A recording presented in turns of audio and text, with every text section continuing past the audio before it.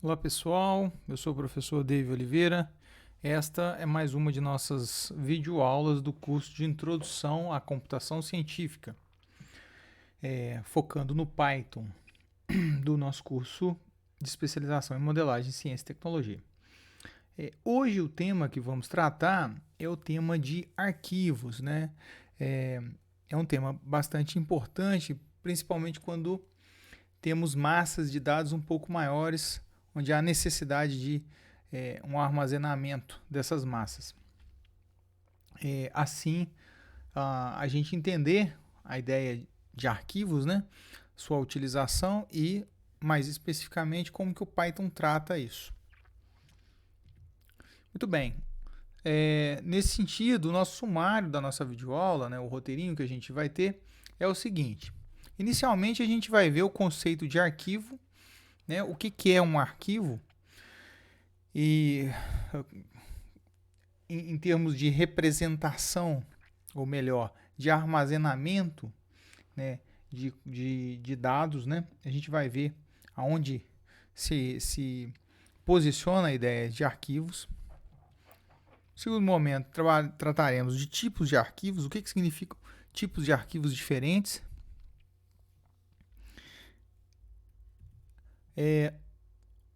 Num terceiro momento, vamos tratar de 3 tipos de arquivos que a gente vai considerar na nossa videoaula e ao longo do nosso curso, né?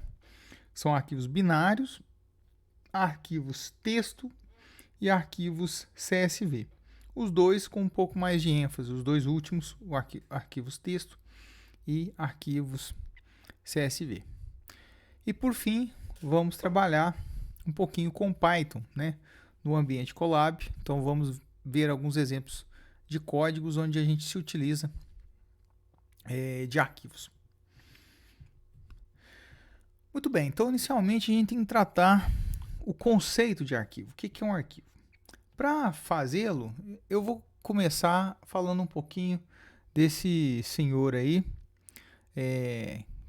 que durante os 54 anos de vida teve inúmeras contribuições na área da computação, né, o Joe von Neumann.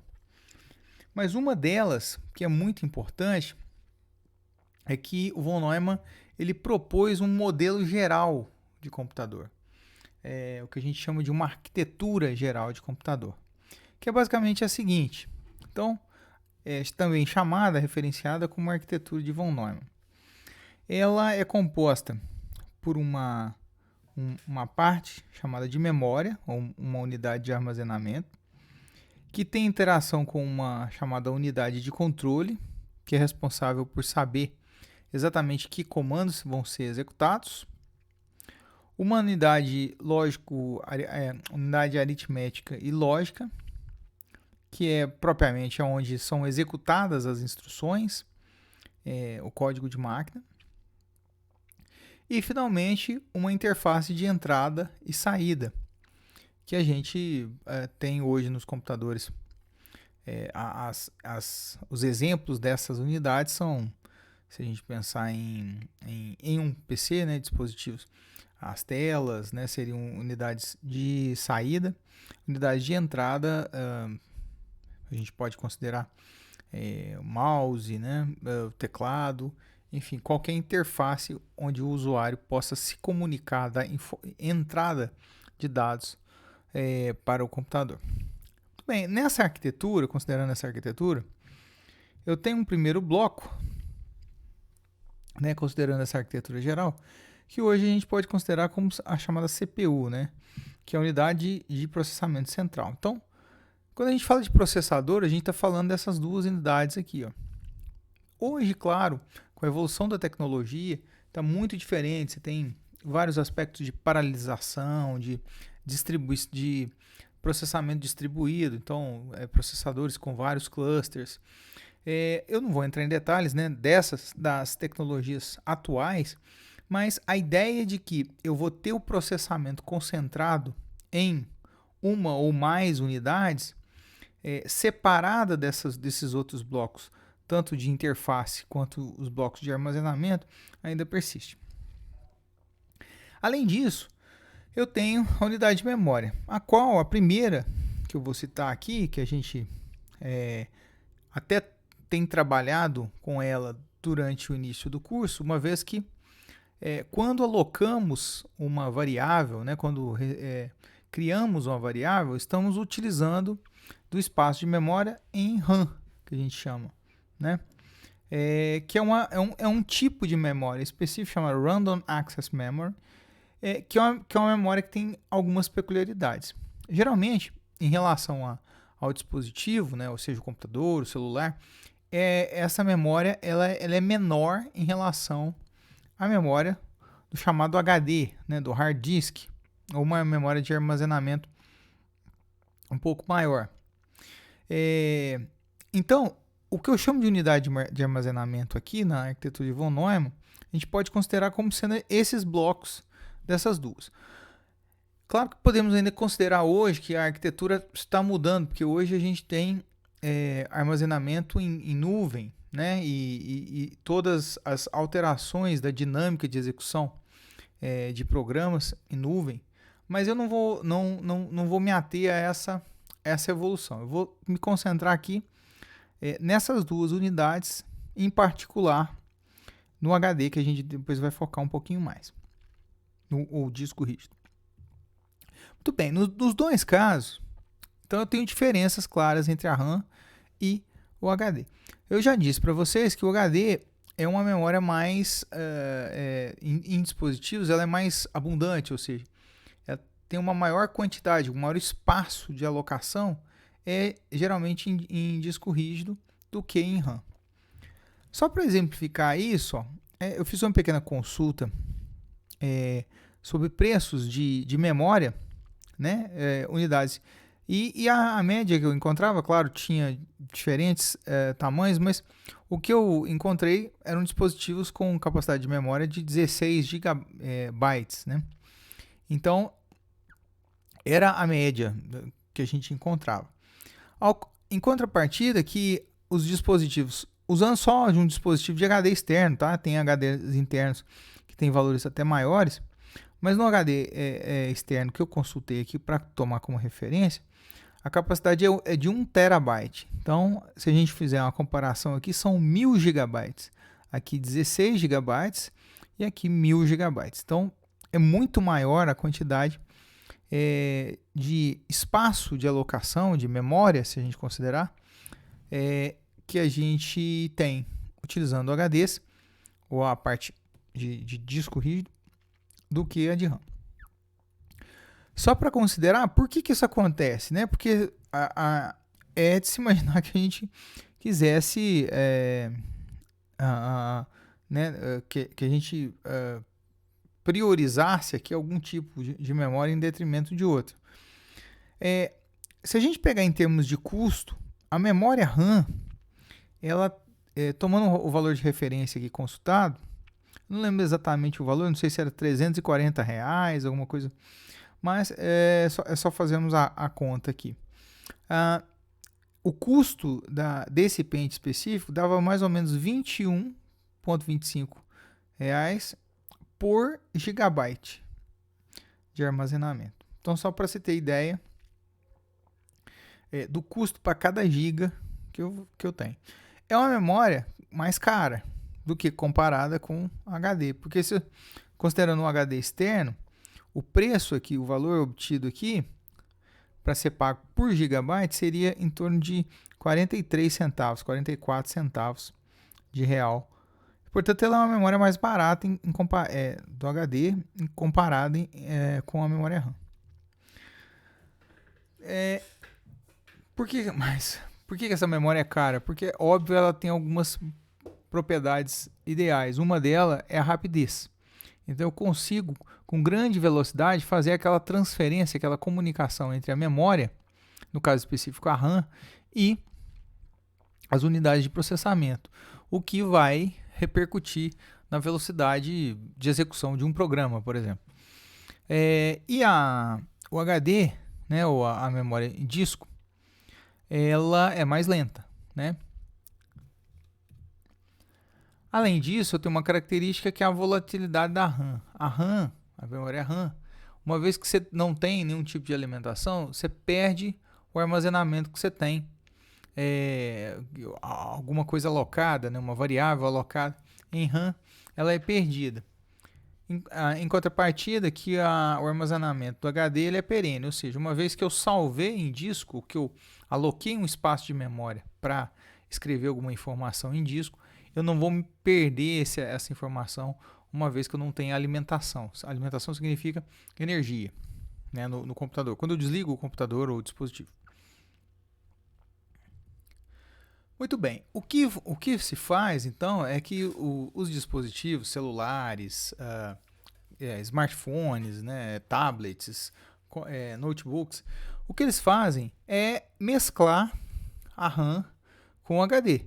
Tentam mesclar no sentido de que eu não preciso de um espaço tão grande de execução, de alocação rápida, quanto seria disponível pelo HD. Não preciso usar só RAM no meu computador, eu preciso de uma parcela pequena, porque eu não teria capacidade de processamento com tanta rapidez.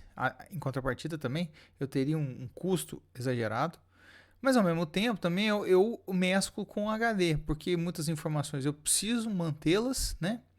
E eu tenho às vezes bases de dados que são muito grandes, né? E que precisam ser alocadas de alguma forma, bases de dados ou estruturas de dados, enfim, que precisam ser alocadas de maneira perene. Então o que há é uma mescla em termos de projeto, de tal maneira que eu tenha um tamanho ideal tanto de HD quanto de RAM.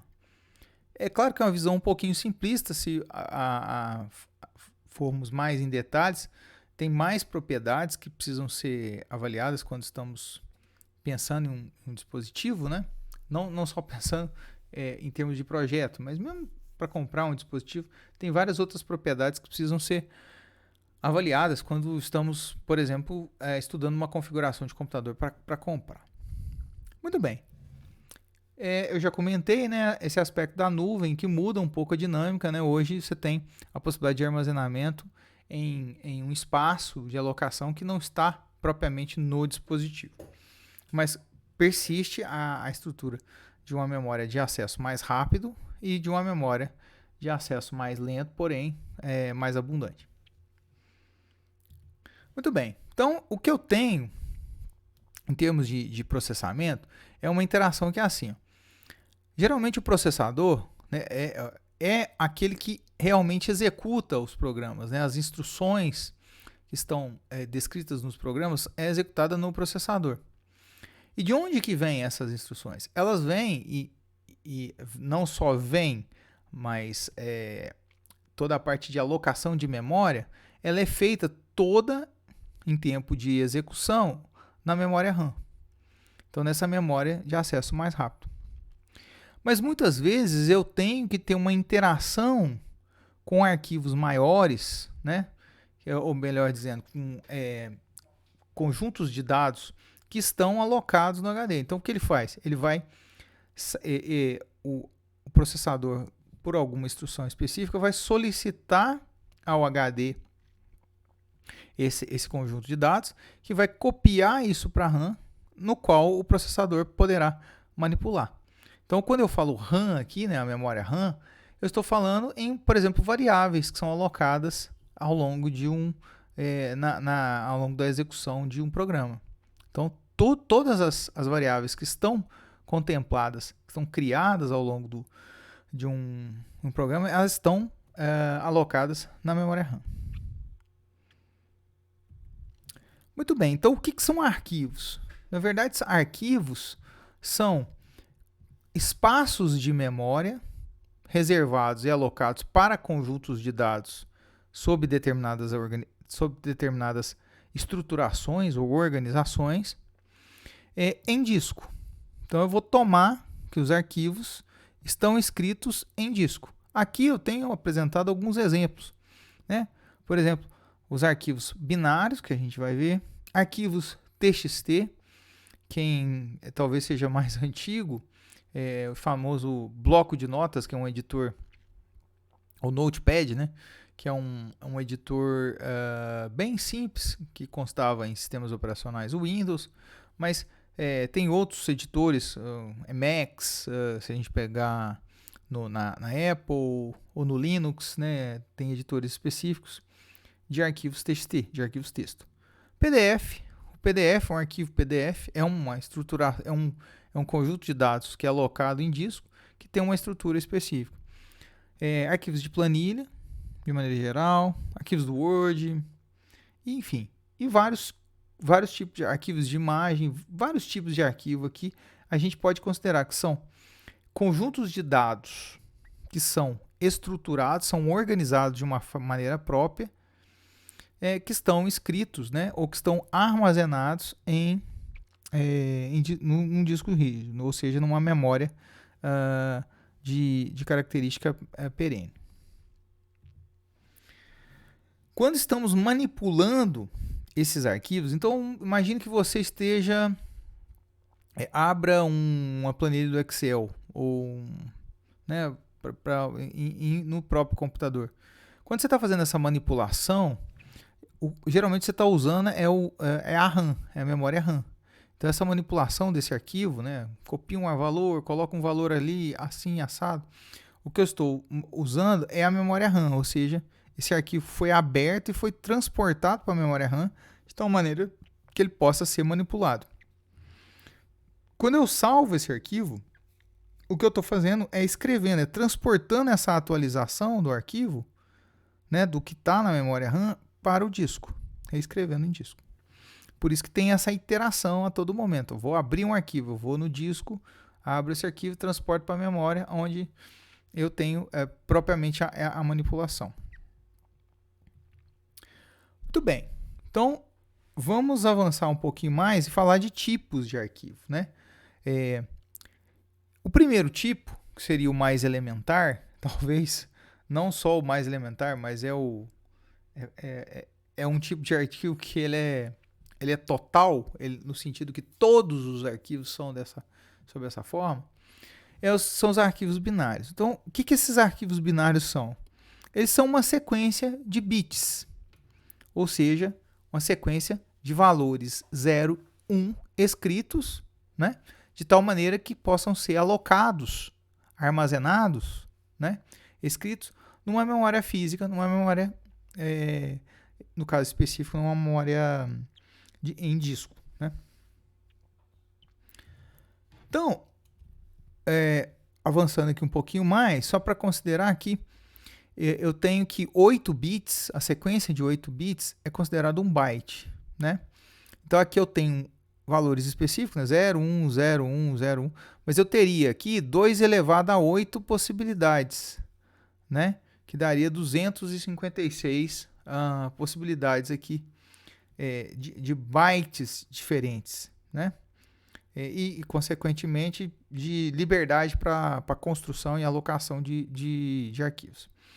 O ponto importante é o seguinte: todo arquivo que a gente manipula, ele é binário. Qualquer arquivo que você abrir, seja um arquivo de imagem, seja um arquivo PDF, seja um arquivo do Excel, enfim, qualquer arquivo, ele, em essência, é uma sequência de bits, né? Alocação de uma sequência de bits. Então fica a pergunta, mas e quando temos arquivos diferentes? Que é o nosso caso, eu tenho um arquivo TXT, um arquivo PDF. Se todo arquivo é binário, por que eu preciso dessa especificidade, né? O que eu estou fazendo aqui o que diferencia o arquivo ser TXT do arquivo ser PDF? Essa diferenciação é dada pelo significado dos bits, ou no caso específico, dos bytes associados. Então, eu vou organizar o arquivo de uma certa forma que, por exemplo, um arquivo PDF, ele vai reservar todo um espaço de alocação de formas específicas.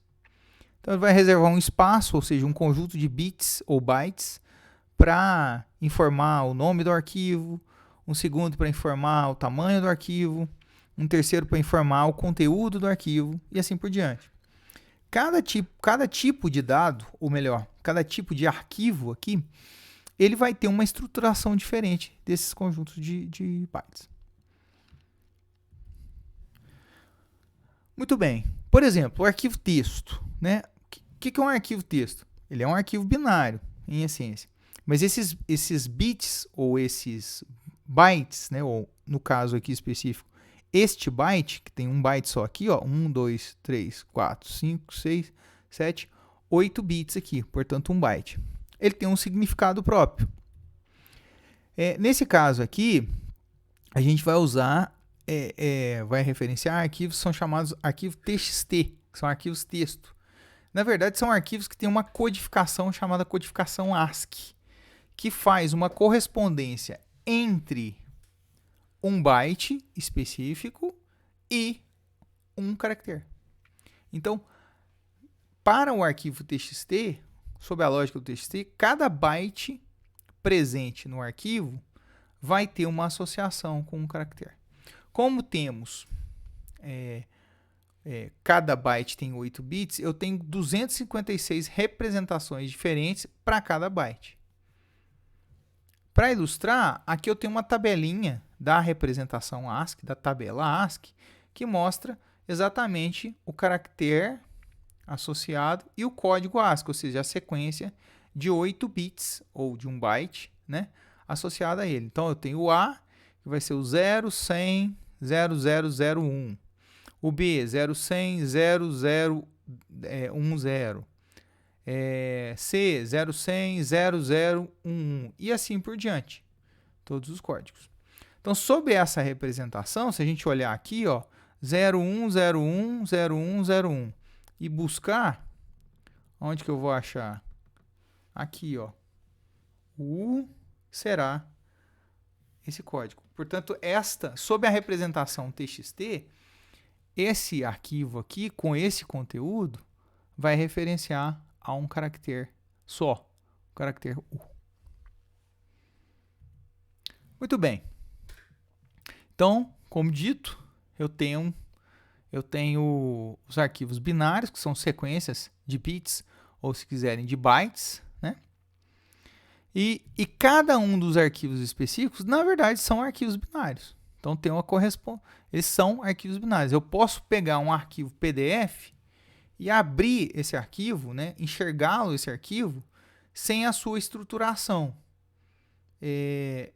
Simplesmente pegando a sequência de bits ou de bytes associados ao mesmo. A gente vai dar mais foco em dois tipos de arquivo, né? Vamos ver um pouquinho de arquivos binários, só como que a gente lê arquivos binários utilizando o Python, e além disso a gente também vai ver arquivos texto, ou seja, a manipulação de arquivos texto, que nesse caso aqui vão ser arquivos TXT, tá? Que são chamados textos sem formatação nenhuma, né? E arquivos do tipo CSV. Muito bem. Então, no Python, o que acontece?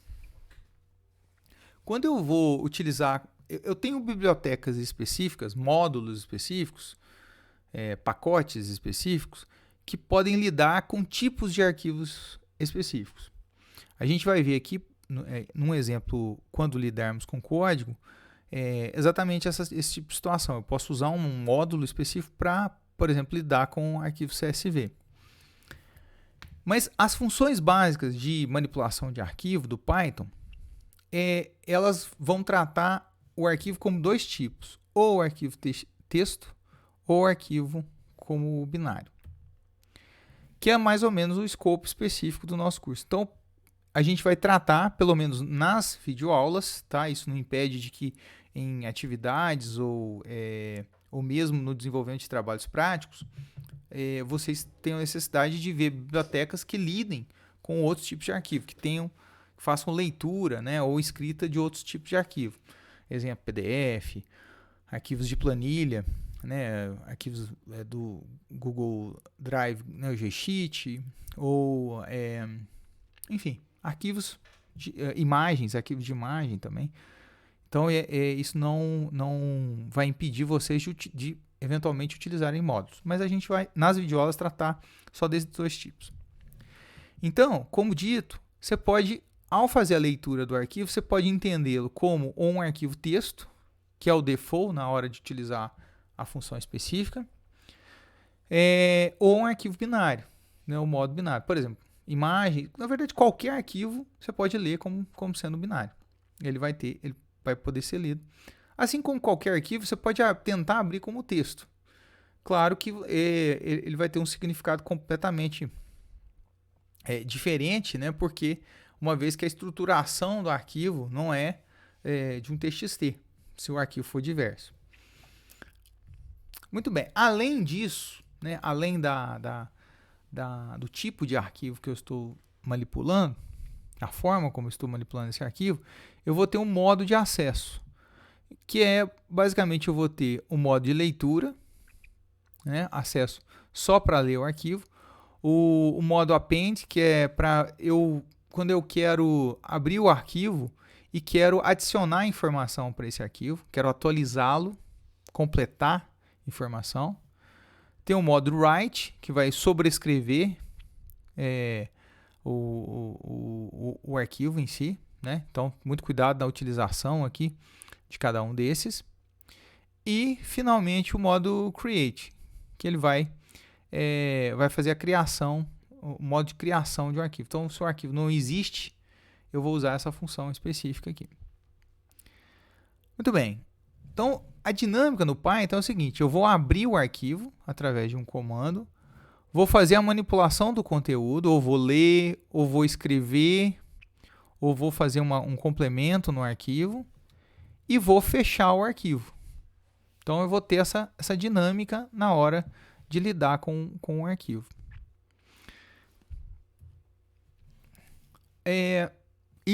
Essa dinâmica que eu citei anterior, ela vale para qualquer tipo de arquivo, tá? Tanto o arquivo texto quanto o arquivo binário. O arquivo binário, como dito, é uma sequência de bits, portanto, 1 byte. Se a gente pegar em uma sequência longa de vários bits, você vai ter uma sequência de o byte array, ou seja, um vetor de bytes, né? uma lista de bytes que vai estar armazenada nesse arquivo. Vamos dar um exemplo aqui. Suponha que eu tenho um arquivo que é um arquivo de imagem, essa foto aqui da Mona Lisa, e eu desejo ler esse arquivo. Esse arquivo, claro, pela estrutura de um arquivo JPEG, que é um arquivo de imagem, ele vai ter uma estrutura específica, mas ele continua sendo uma sequência de bits escritas aqui. Eu posso tentar lê-lo como uma sequência de bits e vou fazê-lo. Claro que o arquivo é muito grande, tem uma estrutura específica e vai ser uma sequência muito grande, gigantesca de bits ou de bytes, como preferirem. Então, mas eu posso lê-lo. Vou ler e vou ter uma sequência de bits associada a esse arquivo. Quem entende essa sequência? Então, se eu olhar para essa sequência e tomá-la aqui, quem que vai entender? Entender assim, eu vou olhar para isso.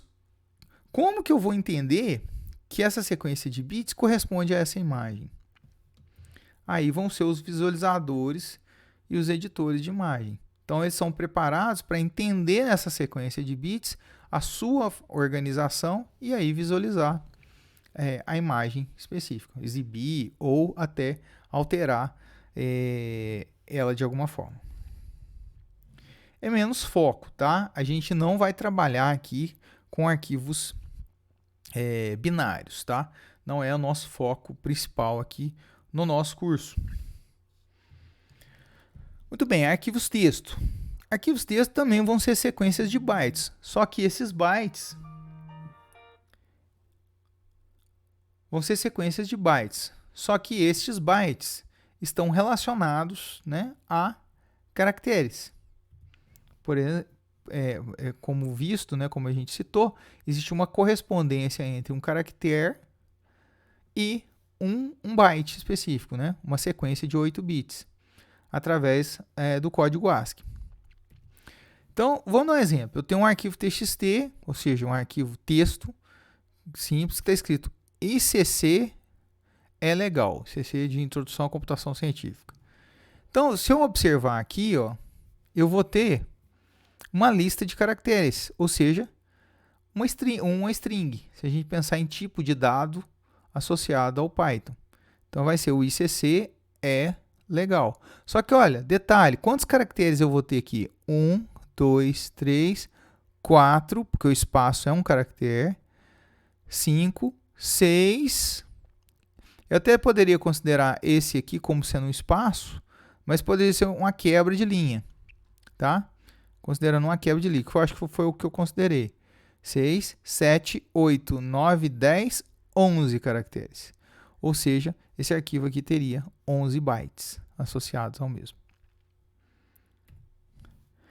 Então, o interessante é que arquivos texto eu posso codificar de uma forma particular a informação presente no arquivo texto, de tal maneira que ela armazene algo que seja diverso de um texto.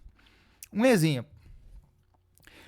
Por exemplo, eu poderia usar o arquivo texto para armazenar uma estrutura chamada grafo, que é uma estrutura matemática que, para quem estudou um pouco mais de matemática teórica vai saber, para quem não estudou, é uma estrutura de rede, uma rede de ligações e interações entre nós, né, esses nós que são chamados esses bloquinhos vermelhos.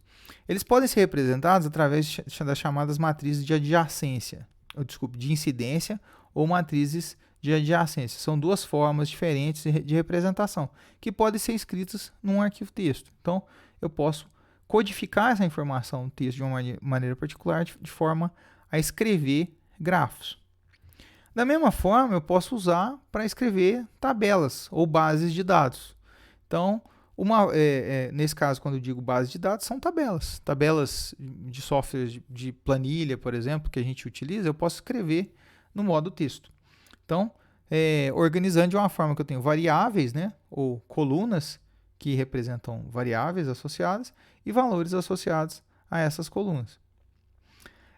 Eu coloquei aqui o data frame, né, que é uma forma que é utilizada inclusive no R e também no Python, que é justamente uma forma tabular, que é como é chamada, como é referenciada em termos de nome, uma forma tabular no R e no Python.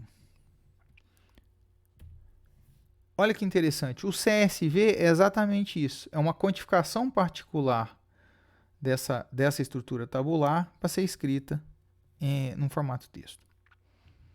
Mas o que é então o CSV? Ele é um arquivo texto, tá? Mas se você abrir um arquivo CSV, você vai descobrir o seguinte, ele é um texto com dados tabulares separados por vírgula. Então eu vou montar uma tabela ali, onde as colunas, os elementos das linhas, de cada linha, vão ser separados por vírgulas. Por isso que o nome é CSV, Comma Separated Values, né? CSV. Daí que vem o nome, nesse caso, a extensão do arquivo. Então, no Python, eu posso pensar o seguinte, eu posso pensar numa lista de listas, né? Uma sequência de listas aqui, ó. Uma primeira coluna, segunda coluna, terceira coluna, usando o Python. Pode ser interpretado como um data frame, que tem a representação. Isso aqui, ó, vai ser considerado uma tabela de dados, né?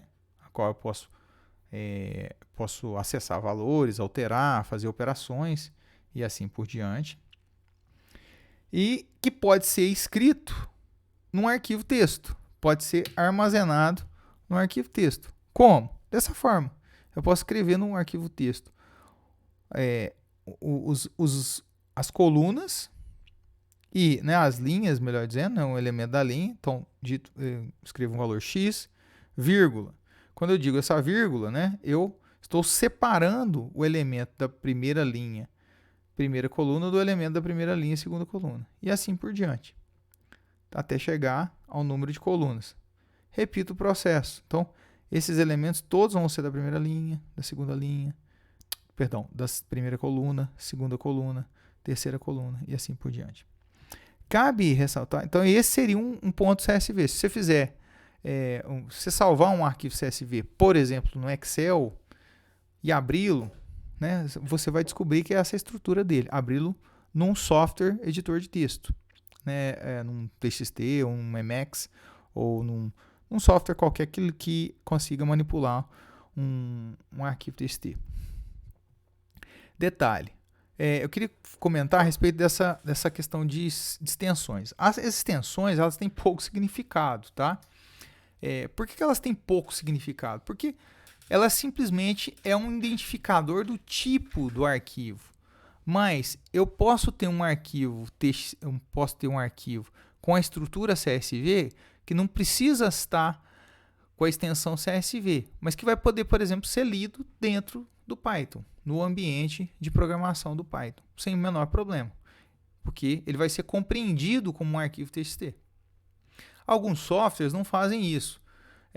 Alguns softwares, por exemplo, visualizadores de PDF, eles não vão abrir o arquivo se ele não tiver com a extensão PDF. E isso vale para outros arquivos. Mas propriamente a extensão não tem nenhum significado prático na estrutura do arquivo. Ele simplesmente identifica para o usuário, em termos de nome, qual é o tipo do arquivo que está armazenado lá. Muito bem. Então, visto todas essas informações, agora vamos passar a um pouco de prática, né? Vamos manipular um pouquinho no Colab. Então vamos, como habitualmente fazemos, vamos ver um código aqui. E nesse caso, para a execução desse código, eu vou fazer o seguinte. No Python, eu tenho várias formas de acessar arquivos aqui, de criar arquivos. Então eu tenho a possibilidade de interação com o Google Drive, ou seja, uma pasta do Drive que vocês tiverem. Tem formas de acesso de arquivos disponíveis, por exemplo, no Drive via link, ou utilizando o que a gente chama de APIs, tá? Que conseguem fazer esses acessos diretos, tá? Mas eu vou utilizar de uma forma diferente. Eu vou criar uma pasta aqui num ambiente que o Colab destina, que emula um ambiente de disco, tá? Então eu vou criar uma pasta aqui, que é a primeira coisa que eu vou fazer. Porque não está aparecendo, apareceu. Eu vou criar uma pasta e essa pasta eu vou chamar de arquivos ICC. Estes arquivos que eu vou fazer o upload nesta pasta, eles estão disponíveis para vocês no Drive da disciplina. Então, eu vou fazer o upload de 4 arquivos que serão utilizados aqui ao longo da nossa videoaula. Então, inicialmente, a gente vai lidar aqui com arquivos binários, tá? Vamos abrir um arquivo binário e exibir aqui para vocês o resultado. E além disso também a parte de arquivos texto e arquivos CSV de duas formas. Vamos abrir o arquivo CSV diretamente com a função mais elementar e depois utilizando um módulo específico chamado pandas. Muito bem, então inicialmente o que eu vou fazer? Eu vou pegar esse trecho inicial de código aqui, que vai da linha 7 à linha 17, tá? Que eu vou pegar um arquivo que eu estou chamando aqui de binário.txt, tá? Esse arquivo. Ele é um arquivo texto, tá? Então, para informá-lo, ele é um arquivo texto. Pelo menos a forma como eu o criei. E a gente pode abrir ele aqui no editor, ó. Ele vai ser o quê? Ele vai ser uma sequência de 4 As. 1, 2, 3, 4 As. Azinhos aqui. Portanto, esse arquivo aqui tem quantos bytes? Se a gente pensar aqui. Ele vai ter 4 bytes, né? Então, 4 bytes vão estar presentes aqui. Então, muito bem. Aí, o que eu vou fazer? Essa estrutura do código em Python. Então, inicialmente, eu preciso abrir o arquivo, né? Como eu informei para vocês. Então, esse comando aqui, ó, open, o que ele vai fazer? Ele vai abrir um arquivo específico, onde eu vou ter que passar um endereço. Nesse caso, esse endereço, esse diretório aqui, ele vai estar associado a essa pasta que está emulando o disco. É preciso você fazer esse acesso no seu computador diretamente, numa pasta do seu computador. Mas não é como farei aqui, eu vou emular aqui do disco.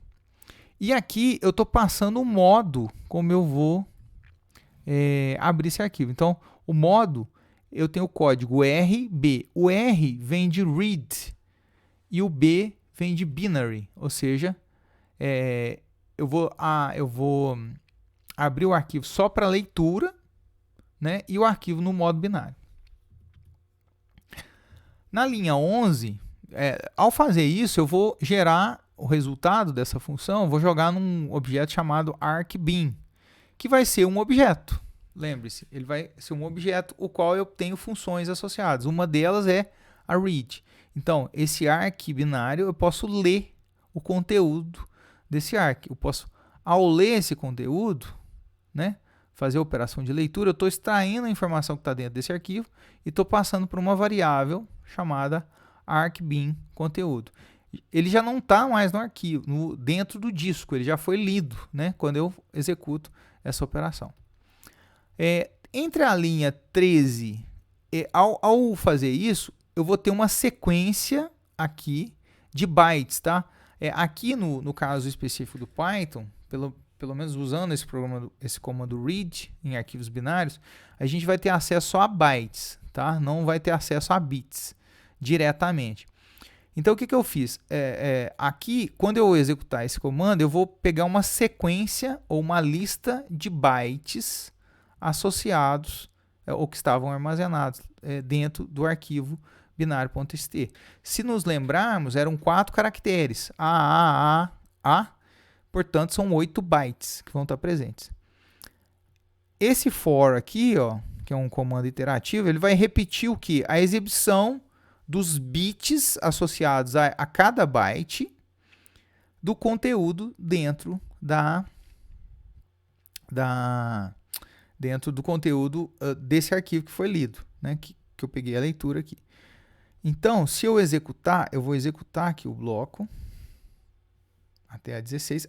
Comentando aqui que na 16 eu fechei o arquivo. Ele foi fechado. Ele deu um problema aqui, deixa eu ver o que aconteceu aqui. Alguma coisa de nome, porque eu alterei o nome. Aqui, ó. Código. Mas o bom é que a gente identifica já o código e já faz a atualização. É o arquivo binário, né? Eu abri o arquivo binário aqui, fiz o open. Agora eu tenho que fechar esse arquivo aqui. Muito bem.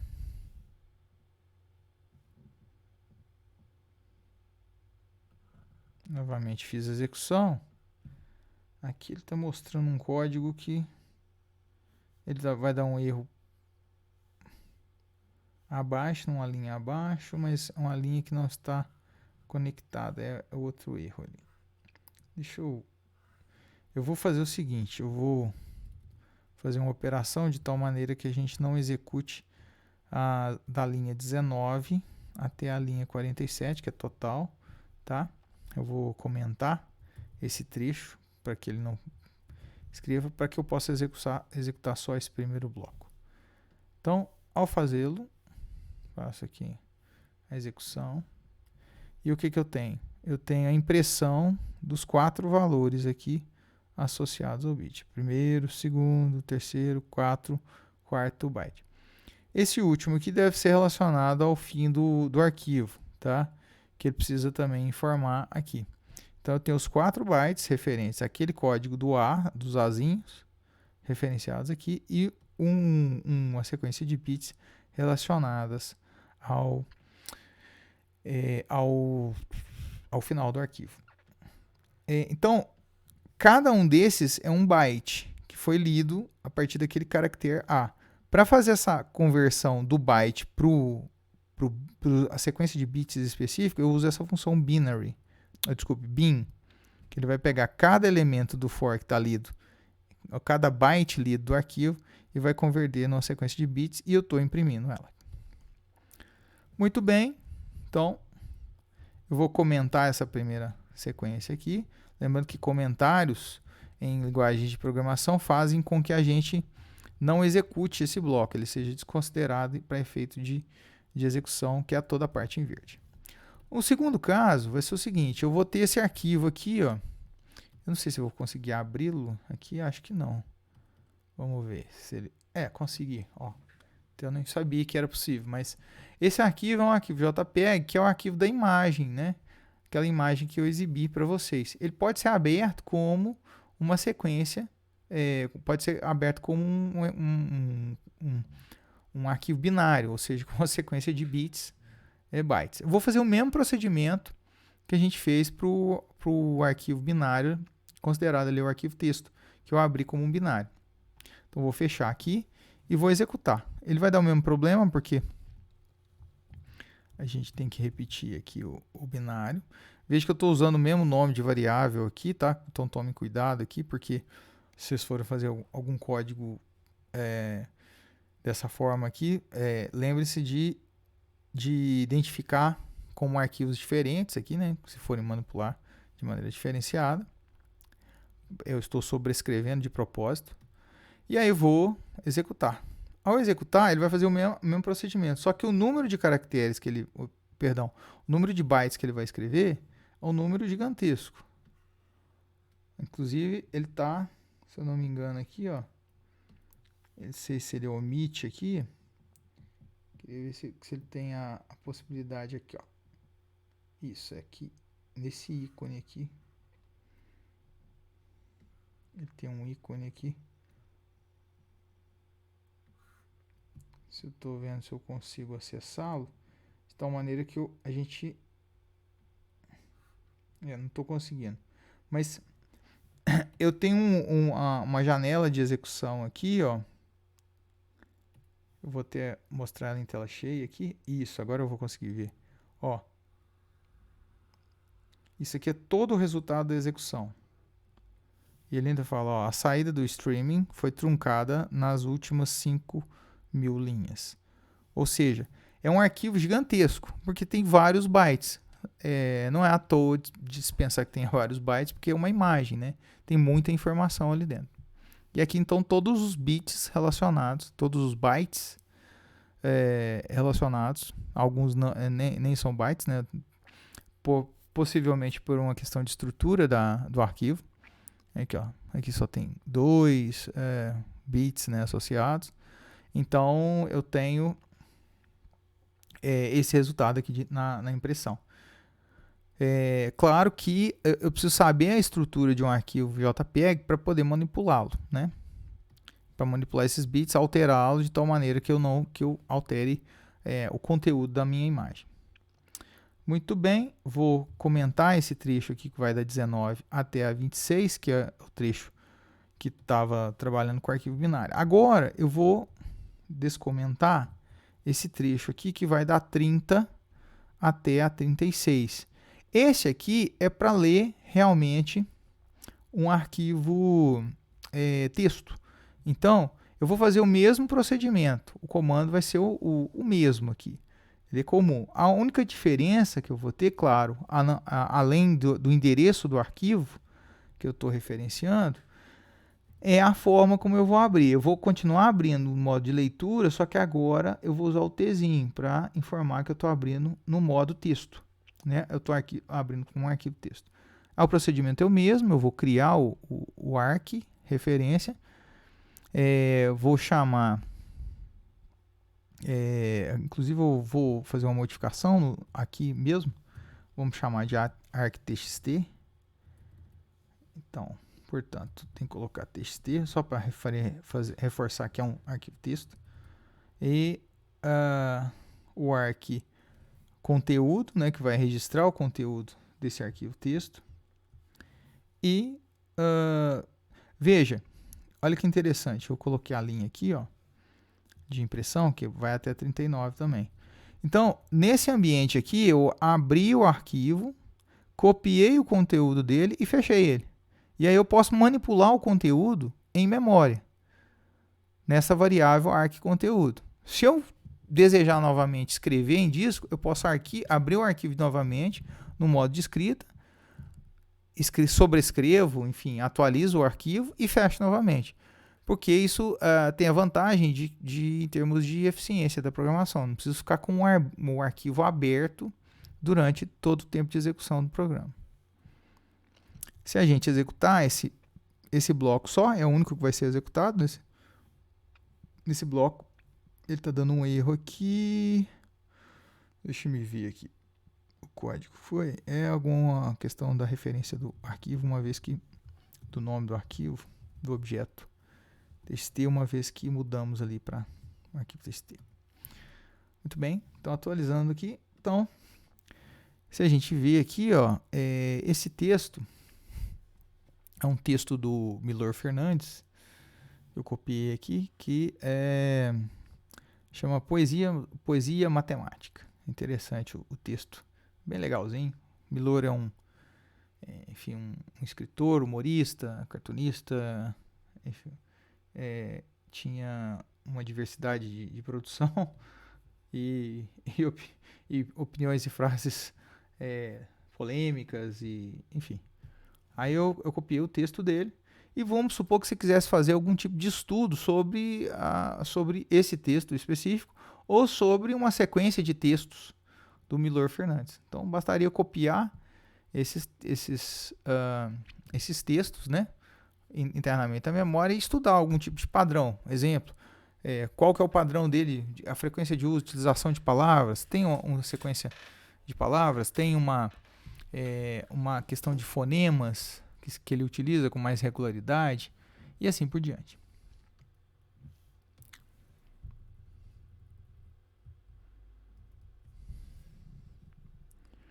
Muito bem. Finalizando aqui, eu poderia abrir o arquivo CSV, eu vou informar aqui, usando essa mesma função, tá? Como um TXT aqui. Mas eu já vou direto usar um módulo específico, chamado pandas, tá? Que eu vou importar, né? Esse módulo pandas está disponível, e vou criar um objeto PD, que é o objeto que eu vou manipular. Esse objeto PD, ele vai poder fazer a leitura do arquivo, de um arquivo CSV. Ele tem uma função específica chamada read.csv, né? Essa classe pandas, uma vez que eu crie objetos associados, eu vou poder utilizar essa função específica read.csv. Tem outras funções, né, para escrita e assim por diante.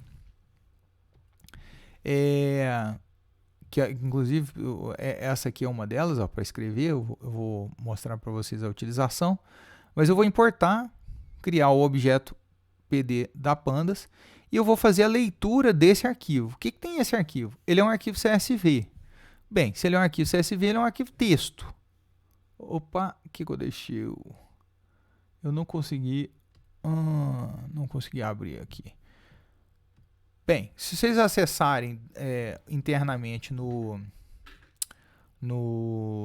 Drive, vocês vão ver que ele é um arquivo exatamente com aquela estrutura que eu mostrei nos slides para vocês. Então, eu posso fazer a leitura desse arquivo através dessa linha, a linha 45. Esse argumento aqui da função readCSV é simplesmente para informar onde que está o cabeçalho. Ele vai estar na linha 0. A linha 0 é sempre a primeira linha de referência. Lembre-se que estamos tratando do Python. Eu vou, nesse objeto df, que é o resultado da leitura, eu vou convertê-lo para um objeto chamado DataFrame, tá? Através da função pd_DataFrame, o objeto df. Então esse DataFrame, ele é uma estrutura tabular específica no Python ou no R, que permite a gente fazer enfim, algumas manipulações, né? Filtrar linhas, colunas, com uma forma particular. E, por fim, eu vou pegar esse mesmo arquivo e vou criar um arquivo backup. Eu vou escrever esse mesmo arquivo que eu li, que eu fiz a leitura, e vou escrever um arquivo backup. Vou chamar frota veículos backup.csv.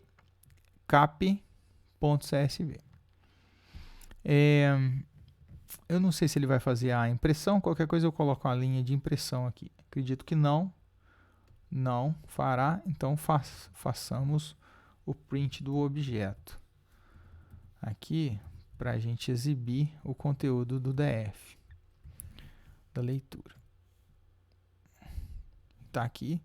Então, o que é esse arquivo DF? Ele é uma estrutura CSV, um arquivo texto. Se você abrir esse arquivo CSV aqui com algum software do Drive de editor de texto, ou no bloco de notas, ou qualquer editor de código ASCII, você vai observar mais ou menos essa estrutura, onde esses itens estão separados por vírgula. O primeiro aqui, ó, a primeira linha, vai referenciar o cabeçalho, ou seja, o nome das variáveis associadas, ou das colunas associadas aqui.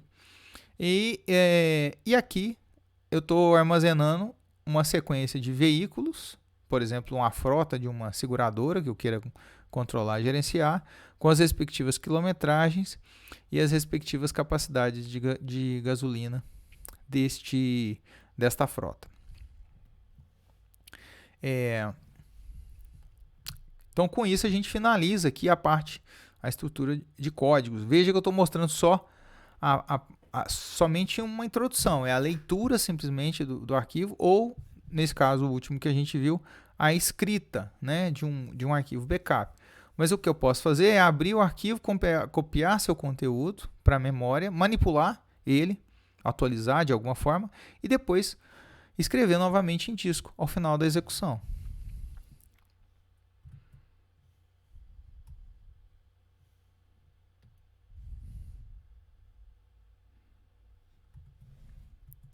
Muito bem.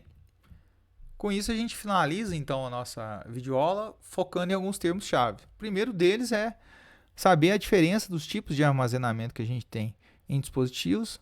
Memória RAM, que está ligado à execução propriamente de programas, e o HD, que está relacionado ao armazenamento de informações que vão permanecer.